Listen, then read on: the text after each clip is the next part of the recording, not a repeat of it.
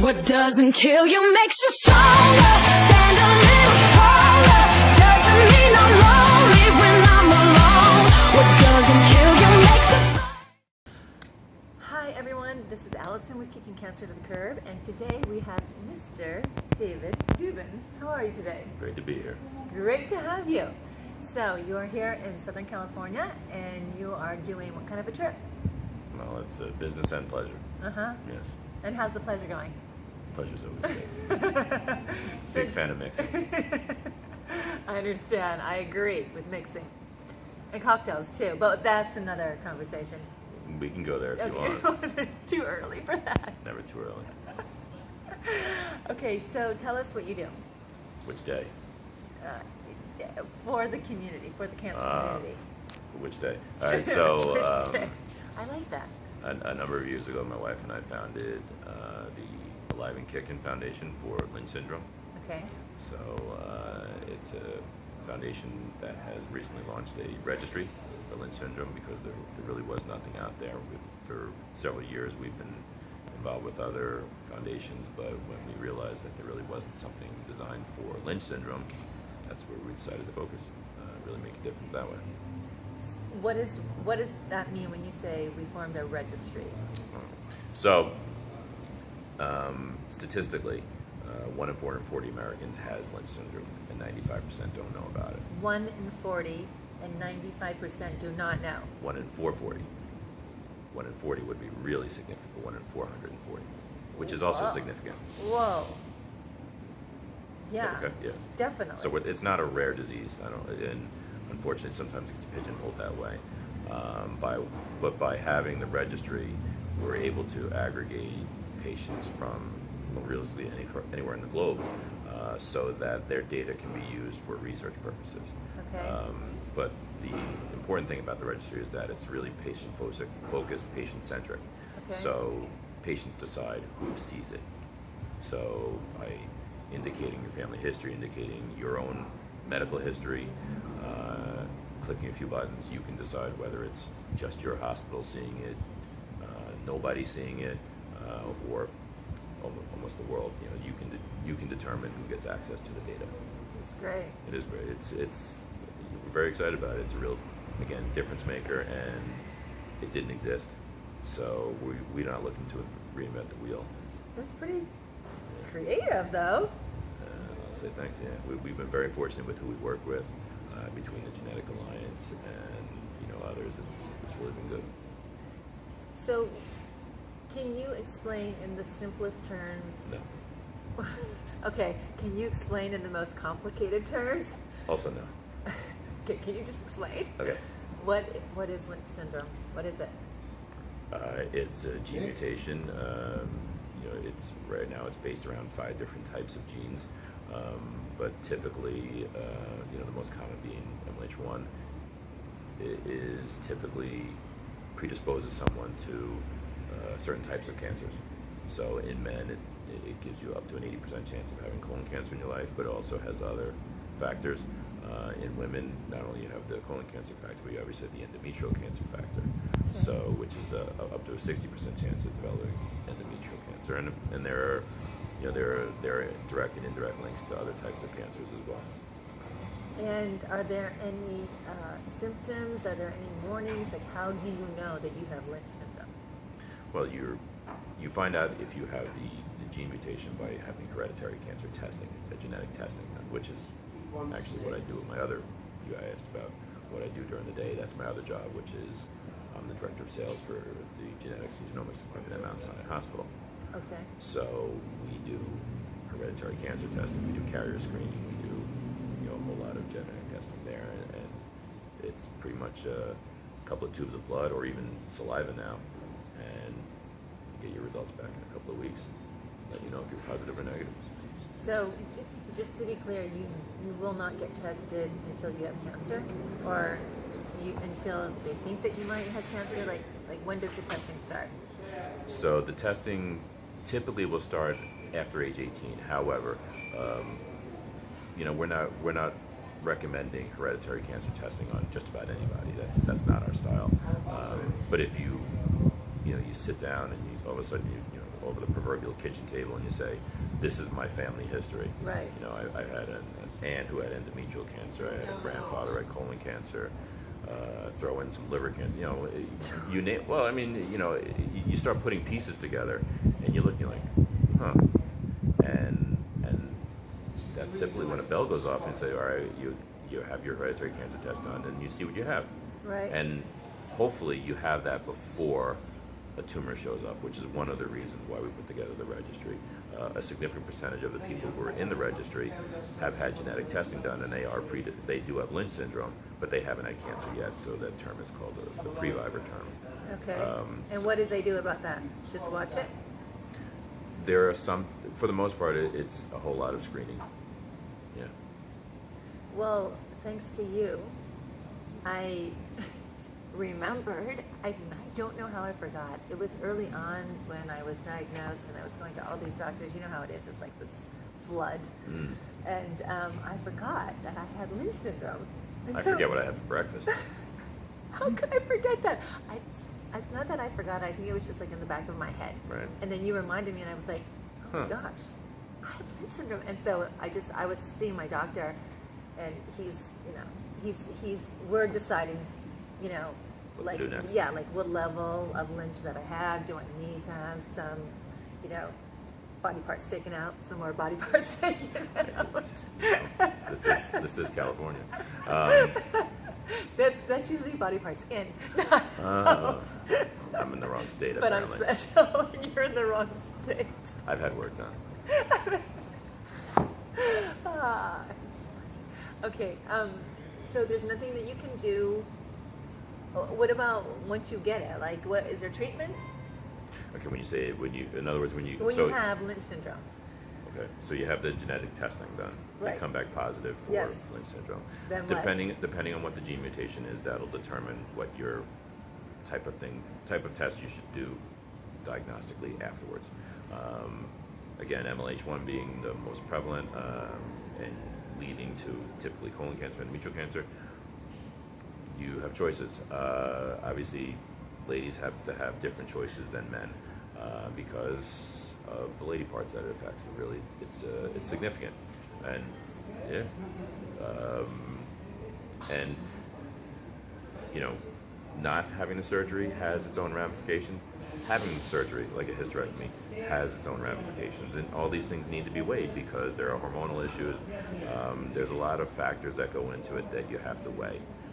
There's your age, there's whether you've had children, haven't had children, so you have to have these conversations. Right. But by being educated, you can have an educated conversation as opposed to not knowing, and then the way you find out is you're stage 3 or 4 of something, Right. which is unfortunately how too many people find out about it. That's how I found out. Lucky me. Honestly, so did I. But then, we're talking about 1997. This is before Al Gore invented the internet. Nobody was talking about genetics. Right. So, as much as there was a family history of colon cancer, grandfather, father, goldfish, even still, nobody was talking genetics yet. No. And then my older brother had colon cancer, and then it really wasn't until I had colon cancer again in 2007 that 2 and 2 became 5, and you realized what actually had happened. And actually, if you're essentially because the diagnosis of Lynch was there, I started seeing a high-risk oncologist who started recommending a different level of treatment and testing, and I started having more than just the annual colonoscopy, and that's how I found my kidney tumor. But I found it very early. So, who do you recommend if somebody fits what you're saying? Who should they go see? Like a geneticist, or like which doctor would they see? Well, it depends on the stage they're at. So, Okay. so for argument's sake, standardly. Let's talk about where I'm at Mount Sinai. So, hopefully somebody is seeing a physician before they have a tumor. Yay. Yeah. That's hopefully. That would be fine. So they go to their GI doctor. They tell the GI doctor or they have an oncologist. They say there's a family history of. I want to get genetic testing done. That doctor will recommend they talk to a genetic counselor. A genetic counselor will say, okay, let's do this. few tubes of blood or saliva, whatever. We'll send it off to the netherworld. It'll come back in a couple of weeks, and you're going to get some results. Based upon those results, we're going to talk you off the ledge. We're going to make sure you're comfortable, give you your information, Okay. percentages, what it means, what it doesn't mean, rumor, innuendo, and get everything on Right. the table so that you're not afraid. Right. And Should we be afraid? What do we have to be afraid of? I'm afraid to walk across Madison Avenue, but I'm not really afraid of Lynch syndrome now. Someday I won't be able to do this, but until then, still got me. So, what would happen to you? Like, what would be side effects from having Lynch syndrome, or like, is there any? Because I think that people think of it, like a cancer, but I don't think it is. It's not. Right. Right. But it leads to cancer, Okay. typically. Again, percentage-wise, yes. Right. There are some people who don't. So, I mean, I'm just, I want to understand your question. I mean, it's... Well, it's not like you're just like, you say, oh, I have cancer. Okay. You have, then usually you'll have some kind of side effects from going through radiation, chemo. You have Lynch syndrome, like you can, like you're saying, you just said in the beginning, people have Lynch syndrome their whole life and don't even know it. So there's not any pain attached. Correct. So We got to the bottom. No, it's so I mean, okay, it's not like, let's say, cystic fibrosis. Okay. Where it's not. So it's lurking. It's a lurking. It should be top of mind. Yeah. Yeah. Okay. Yeah. I mean, and there are people who know the whole family history, have had other family members tested, and have tested positive for Lynch, and that they still don't get tested. Yeah. They refuse. Denial. I'll fear? call it denial, call it refusal, call it whatever, Right. but they just don't do it. And obviously I'm biased, but I think it's unfortunate. I agree. Your story.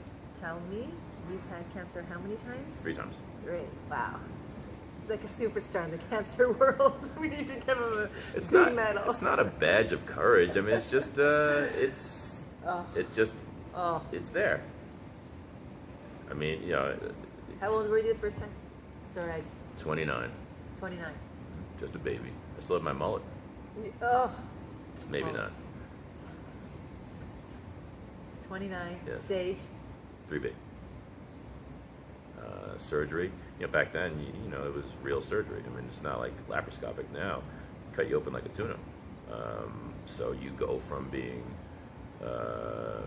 new husband, new father, Superman, to incredibly vulnerable in a matter of minutes.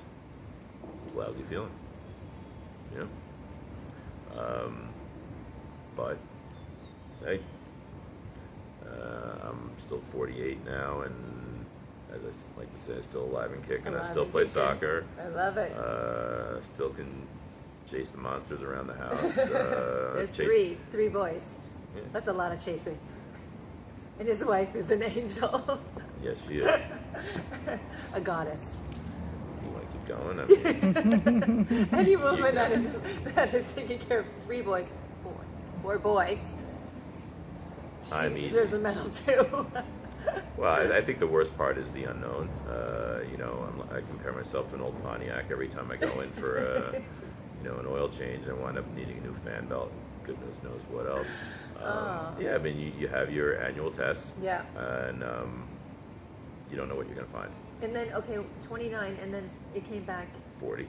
and then, Well, then the kidney tumor was discovered, and that was taken out at 42. But theoretically, yes. I'm coming up on 10 years again, colon cancer free, Good. which is good. But it's also talking about looming out there. It was 10 years in between. I'm not going to say I'm superstitious, but my oncologist and I do talk about having the rest removed. I'm very fond of my 1.5 feet that I still have left, and I tell her it's her job to find it early, and I'm not ready to go that route yet. Right. But there are some who would say that's rolling the dice, which is true. So I'm not going to claim to be exempt from making controversial decisions, if you will. Fair enough. your body. It is my body. Okay. For Tell- now. Tell me about tell us about the foundation. Alive and Kickin. I love how we all use verbs. Kicking, crushing, killing, alive and kicking. I don't use a lot of killing. Well, kill the cancer. Well, kill. I know. You know, it's funny. I see a lot in the foundation world talking about treating cancer like it's a war. Right. And that was never our style. We almost treat it like a way of life. Mm-hmm. Like this is what you have, and this Yeah. is where you need to go. Wars, unfortunately, are too long, but I just don't compare it to that. I compare it more to a soccer game. I like That, soccer. You know, you have a plan ahead of time. You have Yeah. a coach. You put 11 people on the field. The whistle blows, and all hell breaks loose. Right. You lose, and you have to shift on the fly. You have to make decisions. There are no timeouts unless someone fakes an injury. So that's what I compare it to, and it's been the analogy so far. It kind of works, and you regroup, and you shift, and you change, and go with it. Modify. Yeah. It's So true. It really is, Yeah. and that's more of our analogy than war. But I don't really think of it as war. When people say, well, are you afraid it comes back? I said, if it comes back, which I really hope it doesn't, and I hope that's wood, I agree. then I'll deal with it. Like, I've already done it once. I can do it again. Mm-hmm. You know, I got this. Just like in the beginning, you're terrified, and you get into the rhythm, you find out what's going on, and it does become like a game. I always thought of myself though more like in the ring when I was going through cancer, and I'd be like punching, and then I get knocked out. Were you a boxer before? No, but that was, I went to the Rocky Did you do visual. Taekwondo? No, none of that. Ballet. My wife would like that. She does tap and ballet. And bar. I do bar. I know, I've heard. Okay. It's good on the knees. And the booty. You read my stuff too much. Dave squeaky He got booty. in trouble from the teacher about his booty. Need to go more forward. Yeah, I know. Focus on the cancer.